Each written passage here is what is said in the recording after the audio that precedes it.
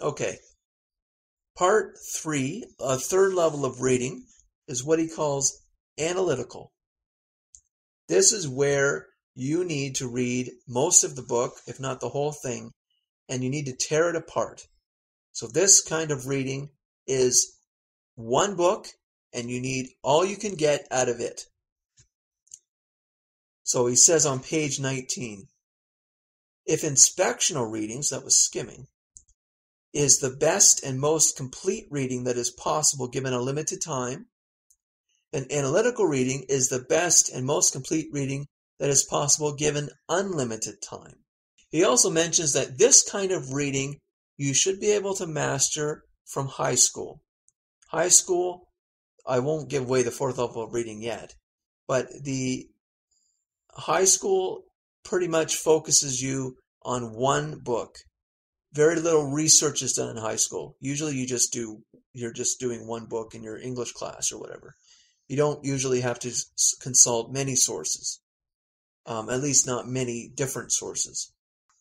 He also calls this X-raying a book. So on page 76, here's another aspect of analytical reading. You should be able to, when you're finished analytically reading a book, you should be able to state what the book is about in a few sentences. The less, the better. And that will give you the gist of the book. You should be able to know the gist of the book. Now, as to the structure of the book, which is important now for analytical reading, on page 77, he says, it is a mansion having many rooms on different levels, of different sizes and shapes, with different outlooks, with different uses. The rooms are independent in part. Each has its own structure and interior decoration. The analogy is almost perfect. A good book, like a good house, is an orderly arrangement of parts.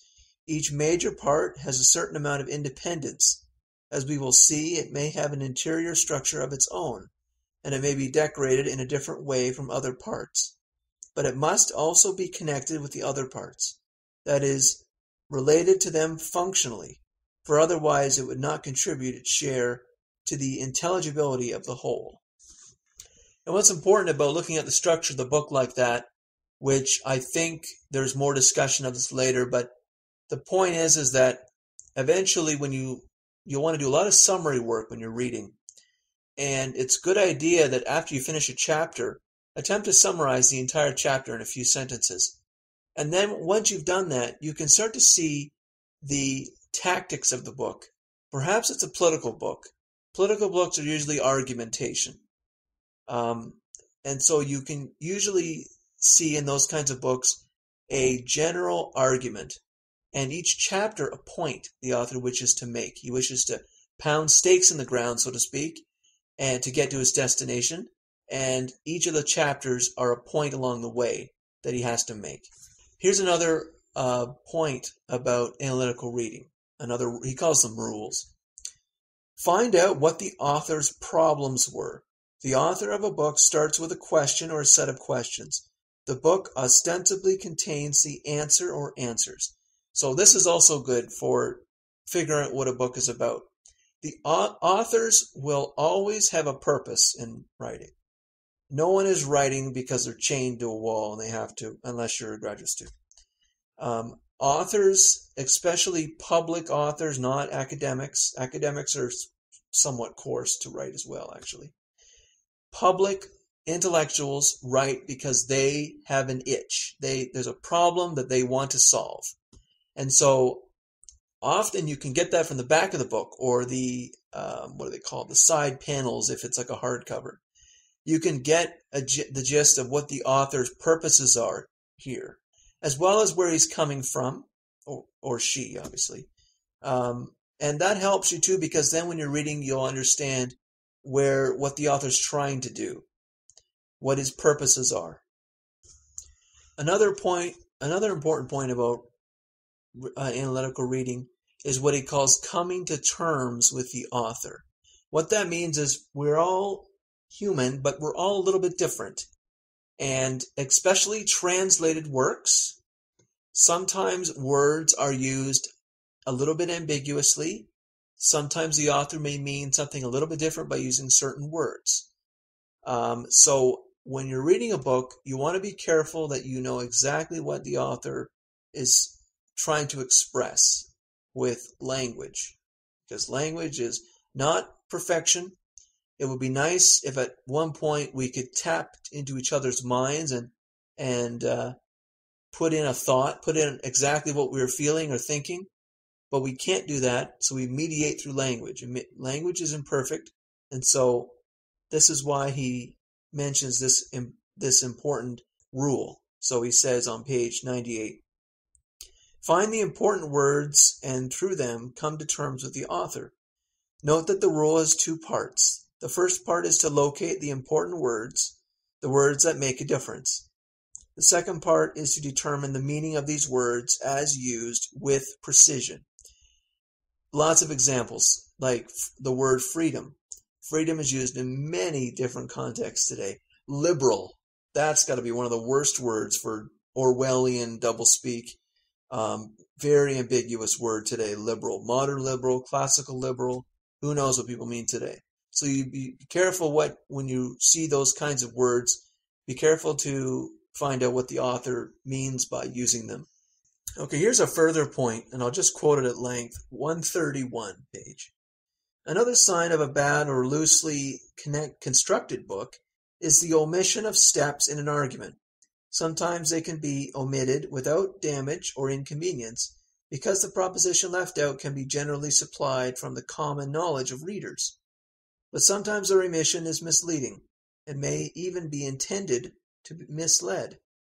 One of the most familiar tricks of the orator or propagandist is to leave certain things unsaid, things that are highly relevant to the argument, but they might be challenged if they were made explicit.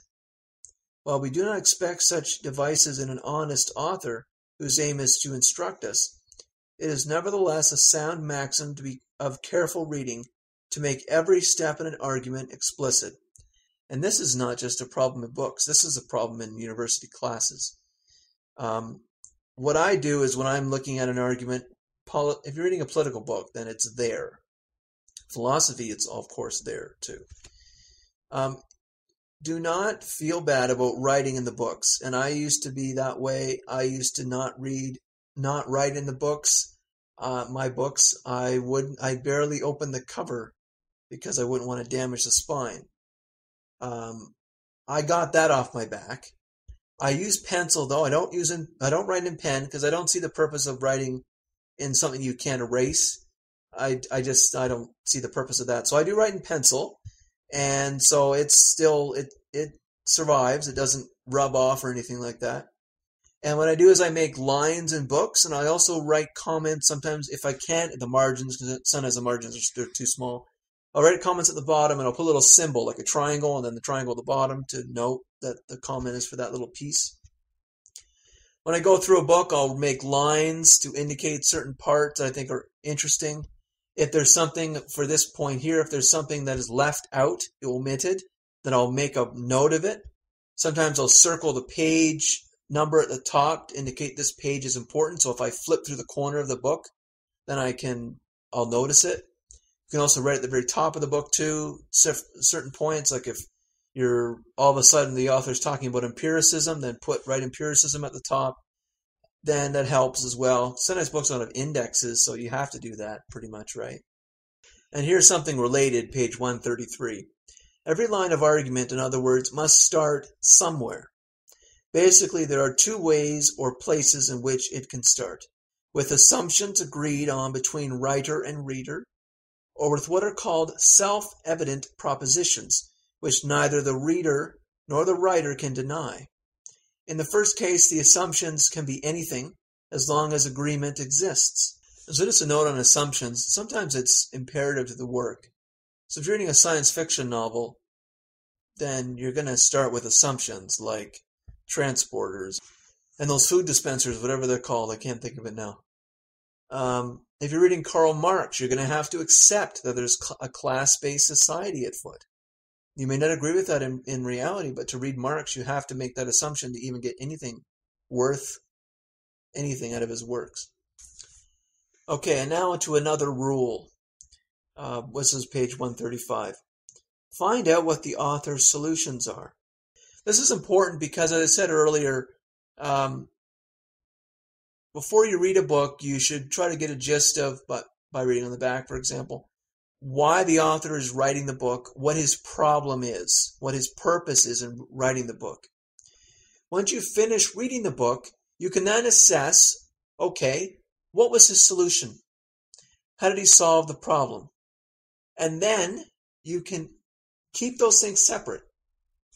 Was his purpose in writing legitimate to begin with? Was his solution a good solution? Was it completely out of bounds? Like, was it just nonsense, or was it conceivable? And then, did the solution solve the problem? Those are three kinds of analyses you can do on the book. You can critique the author's purpose, you can critique his solution, and you can critique whether the solution has anything to do with the problem. Perhaps the solution doesn't pertain to the problem. Perhaps the solution creates more problems. So there's all kinds of stuff you can do to understand the book. And moving on now to another important part about reading a book. This is especially pertains to people reading stuff in university when they can't choose their books. This is on page 39. Remember Bacon's recommendation to the reader. Read not to contradict and refute, nor to believe and take for granted, nor to find talk and discourse, but to weigh and consider. Sir Walter Scott casts even more dire aspirations on those who read to doubt or read to scorn. So what we're talking about here is bias the reader brings to the book. Let's say you're a crazy socialist or a crazy capitalist. Let's be neutral. Let's say you're a socialist and you're going to read Milton Friedman, or you're going to read Ludwig von Mises. You are going to have a lot of problems reading such books. A socialist is going to have a lot of problems reading libertarian books or even conservative books. If you want to get anything out of it, then you have to bracket, or you have to get rid of those biases, and you have to read the book. You have to weigh and consider the book. And related, on page 140, and I actually remember Thomas Sowell making this point, but it was in a video. I can't remember now where. It was probably in one of his Hoover Institution interviews. And I quote from the book here. It is true that a book that can enlighten its readers and is in this sense superior to them should not be criticized by them until they understand it. So you don't want to straw man the book. There's a concept in philosophy called something of charity. I can't remember now what the first part of it is. Essentially means that if you read Immanuel Kant, so let's use philosophy here. If you read Descartes or Kant or something, and you just find something really, really silly in the argument, something so obvious that you wonder how it's possible that it could have gotten past Descartes and Kant. Probably you should consider that you haven't understood the work. These works, these big names in philosophy, these guys are around for a reason. They are not to be refuted by silly remarks. It is more likely that you have just not understood their work, and then so therefore you should try to reread certain passages. Ask somebody else. That helps a lot, to ask other people about books, about works, because another people's eyes, another person's brain on a topic, and also because a book can't answer your questions, another person can, and they can be extremely helpful if you don't understand something or you think you found a flaw in the argument, because it's probably likely you just don't understand. And if you don't understand something, then you are powerless to attempt to refute it or criticize it. It'd just be throwing arrows at a stone wall. It'll be doing nothing. Here's something, too, that's somewhat related. This is page 141. I thought this was interesting, and you can take what you want out of it. He says here that you are responsible to the extent that you follow what has been said and note the intention that prompts it. So this is from the reading. But you also have the responsibility of taking a position on the reading. When you take it, it is yours, not the author's. To regard anyone except yourself as responsible for your judgment is to be a slave, not a free man. It is from this fact that the liberal arts acquire their name. So this is what my sense of this means. You don't want to be a cult follower of Plato. Read Plato, everything's wonderful for Plato. Oh, I agree with everything that Plato said. You don't want to do that. It's possible that you could agree with everything Plato said, but you want to have reasons for having those views which do not include because Plato said so. You want to be able to have reasons for your views, not merely you follow the demagogue in power of the day. So Obama says this, oh, then Obama's so wonderful. Everything he says, oh, he's so great. That is a slave, someone who replaces his mind and judgment with another person's mind and judgment.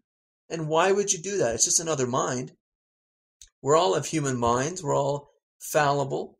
Why would you trust another brain when you have your own mind that you can make your own judgments?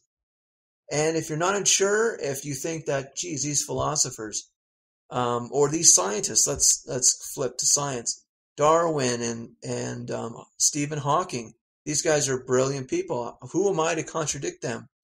If you're in that kind of position, just read more, get another perspective on it. But in the end, you must own a position. You have to make up your own mind on the topic. Don't read Steven Pinker, who's a psychologist, The Blank Slate or The Language Instinct or whatever, and go, oh, that was wonderful.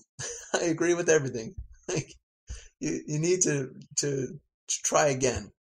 And there's more to be found out there. Okay, here's another rule related to what we're talking about. This is page 142. You must be able to say with reasonable certainty, I understand, before you can say any one of the following things. I agree, I disagree, or I suspend judgment. So again, I kind of talked about this before. You want to make sure that you understand, and then you have to take a position. You agree or disagree, or you suspend because you want to read more, or you want to reread it or something like that. And here's just an example, actually, from Plato and Aristotle. So this is from Plato first. This is from the Symposium, Plato. He says, I cannot refute you, Socrates, said Agathon. Let us assume that what you say is true.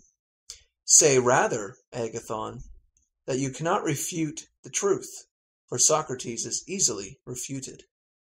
And so, okay, the next one's related to that. There's another piece in there that I'll mention, but this is from Aristotle's Ethics. I thought it would be thought to be better, indeed to be our duty for the sake of maintaining the truth, even to destroy what touches us closely, especially as we are philosophers or lovers of wisdom. For, while both are dear, piety requires us to honor truth above our friends. And then now to Adler and Van Doren. Plato and Aristotle here give us advice that most people ignore. What most people think that winning the argument is what matters, not learning the truth. That is, you want to see that, turn the TV on and watch polemicists go back and forth. Watch pundits go back and forth. They don't care about the truth. They care that they win the argument. And a lot of political books are written that way too. Doesn't matter. They just want to convert people. They want to change people's minds about something. The truth doesn't really matter. That's kind of the ancient rhetoric too. Ancient studies used to teach rhetoric, which was simply about convincing people. If we had rhetoric today, it would be taught to salespeople and marketers, because that's what they try to do. They try to convince, or lawyers maybe even take a course in rhetoric. Another important part of this is the truth over one's friends. I guess that's a value judgment. Truth versus friendships. That one's up to you, but I still think it's relevant. And one more piece for analytical reading, page 148. The trouble is that many people regard disagreement as unrelated to either teaching or being taught. They think that everything is just a matter of opinion. I have mine and you have yours, and our right to our opinions is as inviolable as our right to private property. On such a view, communication cannot be profitable if the profit to be gained is an increase in knowledge. Conversation is hardly better than a ping-pong game of opposed opinions, a game in which no one keeps score, no one wins, and everyone is satisfied because he does not lose. That is, he ends up holding the same opinions he started with. I think everyone has been in a discussion before with someone into which you just talk past each other. There's no commonality. It's just you have your opinion and they have theirs, and then that is it. There's no mediation. There's not even a discussion about why you think that. It's just this is what I think, this is what you think, we'll agree to disagree. And that is completely useless. What a waste of time. And I don't do those kind of conversations anymore. I used to. It's pointless. And it usually gets heated. That's useless. What I do when I have conversations, or I'm putting my hand up and asking questions in class, things I disagree with, I don't state my opinion that differs. What I do is I try to find out why the person holds their views. What is at the root of their views? And you can always dig. You can always dig. And sometimes, and it happens, sometimes they base it on nothing. They'll say, oh, this person, this celebrity said this. This celebrity is for, I don't know, environmentalism or something. And then, well, if that's as far as the digging goes, probably better to change the subject and leave that alone. But sometimes you can have some great conversations and you can learn a lot, not just yourself in terms of learning how people base their opinions on certain values, for example. Always comes down to values, which always comes down to philosophy. You also the other person can learn a lot because sometimes people don't think about these things. Often the case. They don't really examine their views, and you can help them better know their positions and sometimes change them when you cut away, kind of like Socrates would ask a person to speak, to talk about why they think something. And often the case, you get someone talking for long enough, they will start to become less satisfied with their position. But in any case, this isn't about necessarily changing people's minds. It's about gaining knowledge. And part of knowledge is understanding the other side and understanding why they think that way. Especially if you're in a social science or humanities class where you're basically talking about opinions. Science, not so much opinions there. There are opinions, but in any case, in my understanding, in my experience doing a major in chemistry, there's not a lot of opinions. There's not a lot of discussion like that. Go into a humanities class, it's all discussion. It's all opinion.